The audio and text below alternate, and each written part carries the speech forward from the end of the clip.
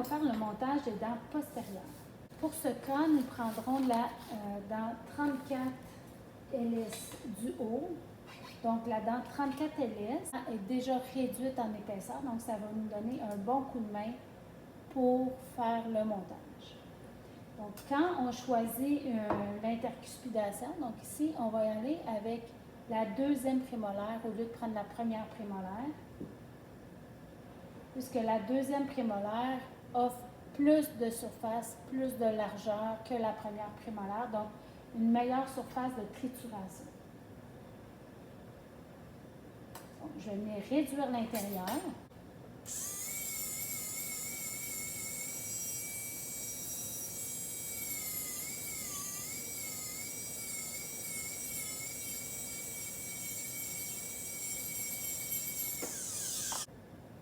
Ici, ce qui est important, c'est de bien venir positionner la dent pour avoir une harmonie au buccal. Donc, je vais complètement enlever la fausse gencive qui est ici.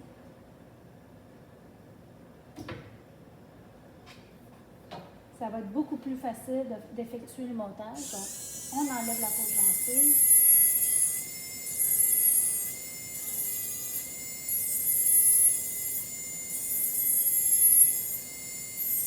Donc, je vais réduire de beaucoup. Ici, on va réduire beaucoup la plaque base.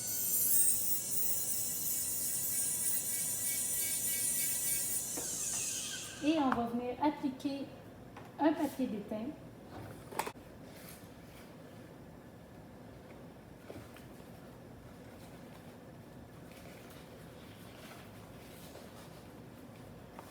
Pour faciliter l'insertion puis la désinsertion de la prothèse. Donc, j'applique un petit papier d'étain.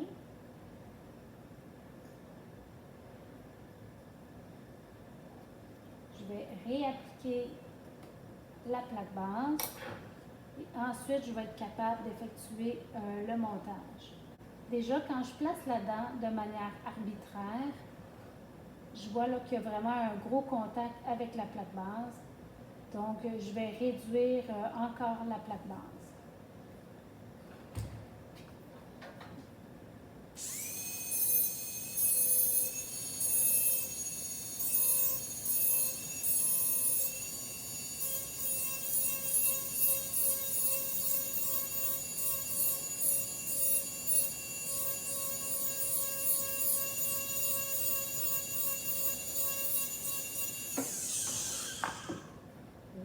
Je vais aussi réduire beaucoup la dent. Je vais même enlever le faux collet puisque la dent va venir s'appuyer très très proche de la gencive.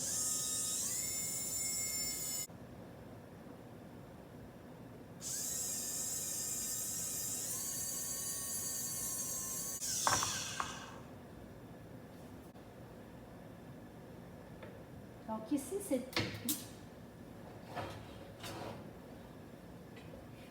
l'idée, c'est de positionner la dent de manière idéale et ensuite, on va venir meuler la surface occlusale pour avoir une bonne intercuspidation avec la dent antagoniste.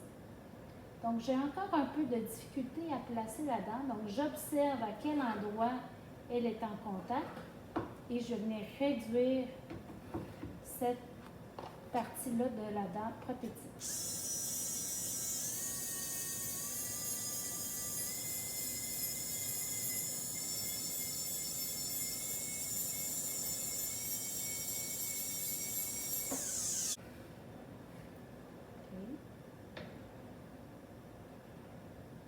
Et donc, ce que je vais, c'est d'aligner les versants avec les versants, faire une transition entre la canine et la deuxième prémolaire. Donc, je vais appliquer un peu de cire pour faire tenir la dent.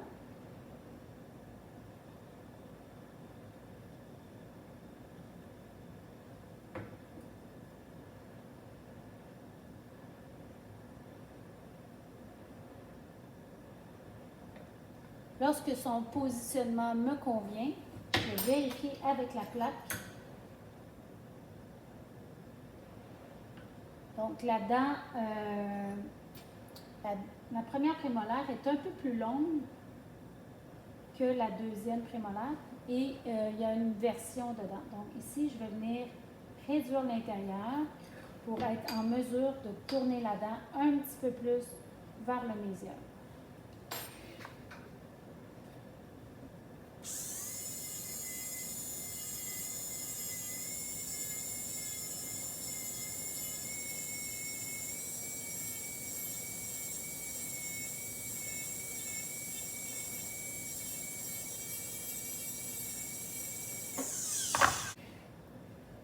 Okay, donc, je repositionne la dent.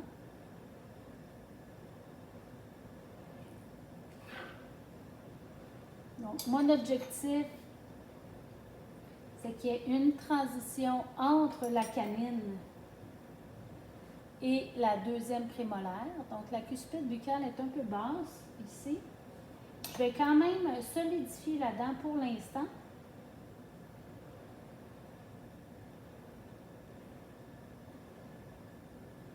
Et je vais venir vérifier doucement avec l'intercuspidation pour l'antagoniste. Donc, ici, je suis en contact prématuré avec la 44, mais il y a une bonne distance pour la dimension verticale. Donc, ce que je vais faire, c'est que je vais meuler la cuspide d'occlusion jusqu'à temps que la tige soit en contact avec la table occlusale. Pour un contact en occlusion centrée, on vise plus de prendre la toile bleue habituellement. Je vais quand même y aller avec la toile rouge. Donc, vous utilisez votre pince pour tenir la toile. Ensuite, vous allez très, très doucement faire un contact en occlusion pour faire apparaître l'endroit qui cause l'interférence. On va maintenant utiliser une fraise pour faire le meulage occlusal. Donc, l'idée, c'est de venir réduire le contact quand même graduellement. Je procède ainsi jusqu'à temps que la tige soit en contact avec la table.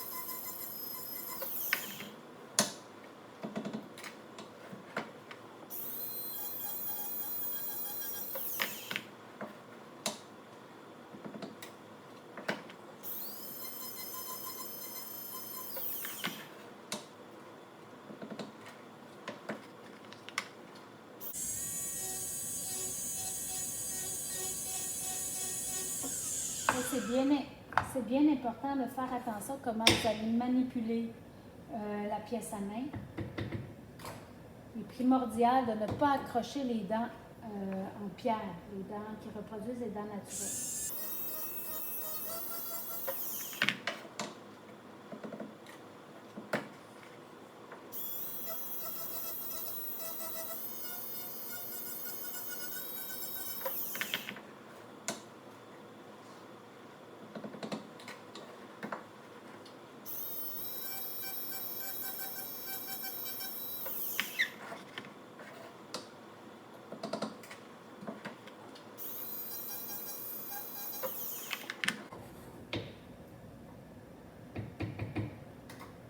On se rapproche tranquillement de l'objectif.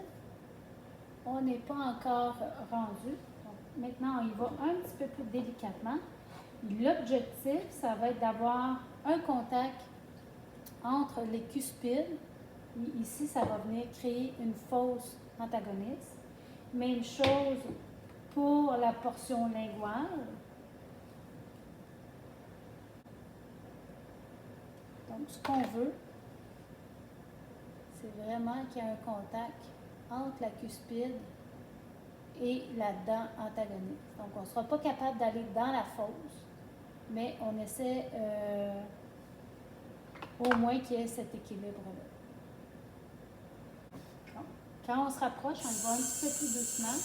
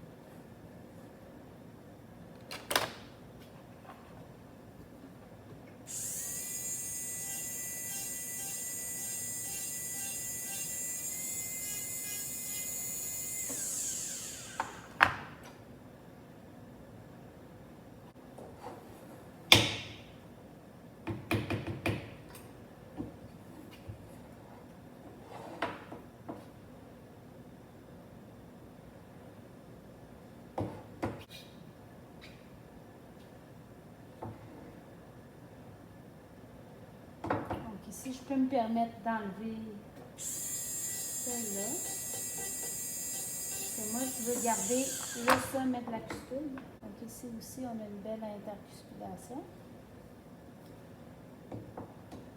Ensuite, vérifier dans les mouvements de latéralité les deux côtés pour être certain qu'il n'y ait aucun contact. Pour le montage des prémolaires de l'autre côté, ce qui est bien important de l'autre côté, c'est que le centre de crête soit bien reporté sur votre modèle pour que vous soyez en mesure de bien positionner les cuspides linguales.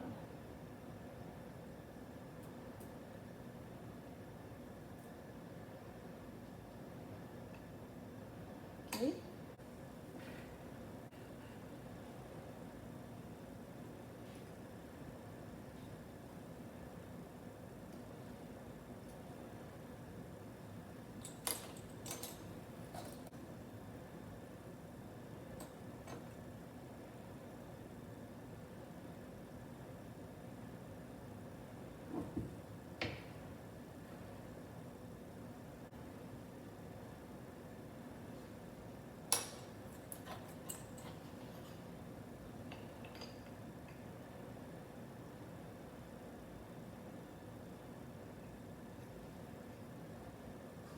Passons maintenant au montage des dents postérieures du cadran 2. On va d'abord mesurer l'espace disponible entre les deux dents. Nous avons environ 15 mm de distance. Donc, pour une prémolaire, une deuxième prémolaire et une molaire, ça nous donne un petit peu plus que 15 mm. Ici, la première prémolaire est déjà présente, donc on va aller poser la deuxième prémolaire, puis on va essayer de poser la deuxième molaire. On va d'abord préparer les dents.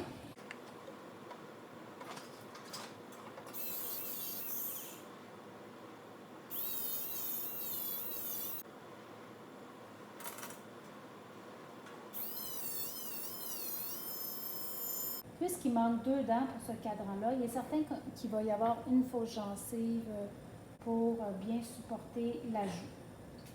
Donc, commençons par le montage.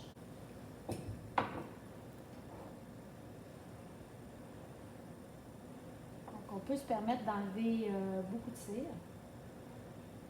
L'important, c'est d'en garder un peu pour que nos dents soient stables. Okay. On va aller réchauffer la cire.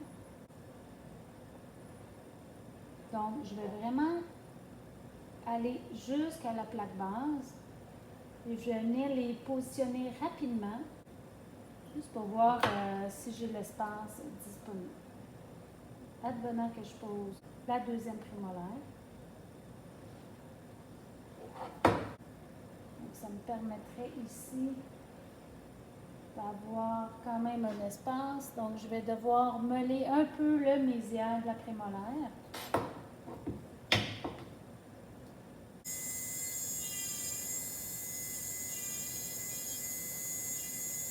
Quand on meule une dent, on essaie quand même qu'elle garde une forme le plus naturelle possible. Et on peut constater aussi que la dent est très longue. Donc, elle aussi, je vais venir tout de suite enlever tout le faux collet. Et ça va me permettre d'enlever de l'épaisseur par la suite.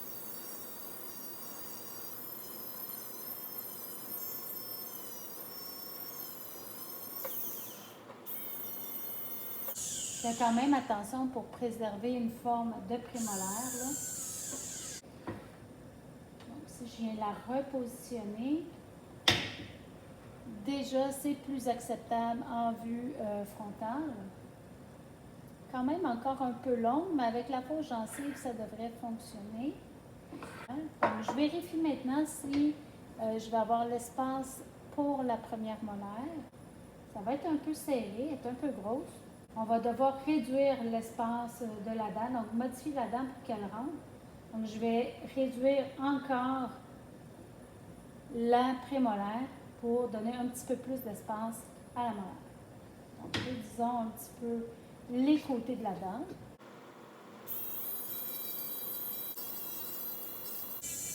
Donc, je vais réduire médial et distal.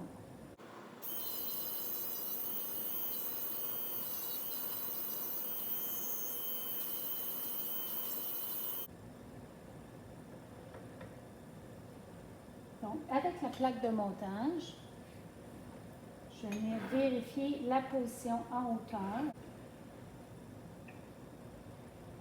Donc, la dent ne doit pas être trop haute non plus. Okay. Donc, ça, c'est une position qui me convient. L'axe longitudinal de la dent est à 90 degrés avec la plaque.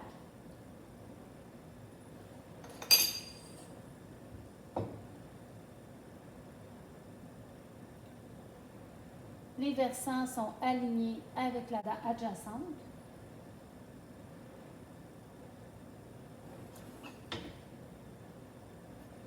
Et la dent est à la hauteur du plan d'occlusion. Pour la cuspide buccale seulement. La cuspide linguale est surélevée. Si je veux descendre un peu plus la cuspide linguale, je vais devoir meuler l'intérieur de la dent pour qu'ici, rentrer le collet vers le lingual. C'est ce que je vais faire. Je vais vérifier s'il m'est possible de réduire l'épaisseur de la plaque base. Donc, je pense qu'on peut en enlever un petit peu ici. Ça va faciliter le positionnement.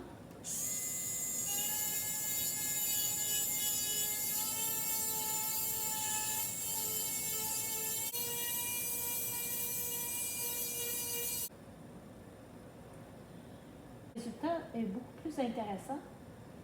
On va aller vérifier si la cuspide linguale est alignée avec le centre de la crête inférieure. Pour faire ça, j'ai un espace actuellement entre la dent et le boudin. Donc, je vais venir ajouter une goutte de cire. Je la laisse refroidir un peu. Donc, dès qu'elle change d'apparence, je vais venir vérifier avec la dent antagoniste si la cuspide est située sur le centre de la crête. Donc, présentement, elle est bien située aussi sur le centre de la crête. Je vais passer au montage de la molaire supérieure. Je vais passer au scellement de la dent.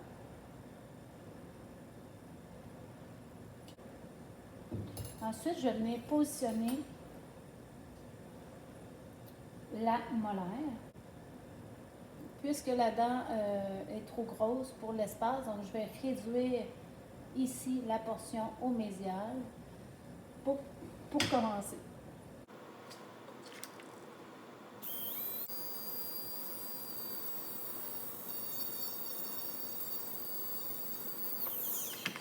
Et allons voir le résultat.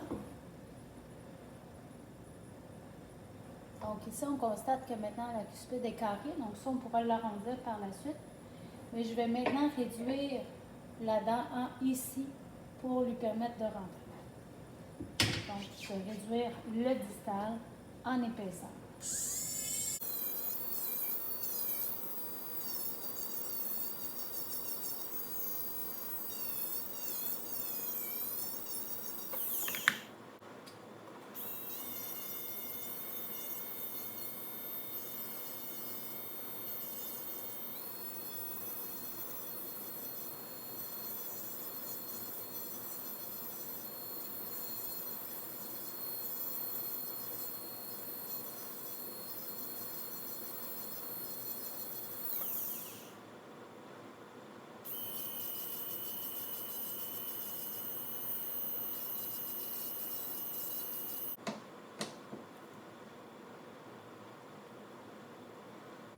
On va placer la dent.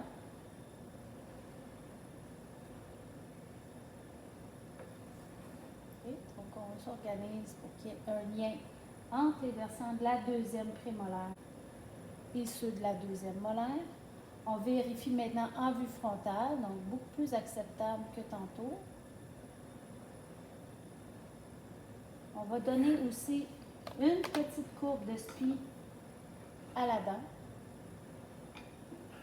On va faire une petite rotation. On va respecter tranquillement la dent naturelle.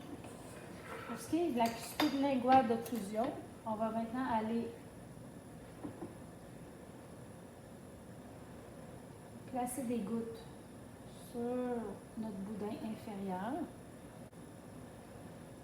Et ensuite, on va aller faire l'intercuspidation pour vérifier que les cuspides sont bien alignés avec le centre que nous avons tracé précédemment. Donc, on peut toujours vérifier.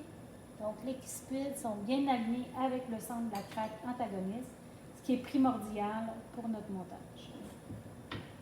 Cela complète le montage des dents du maxillaire supérieur.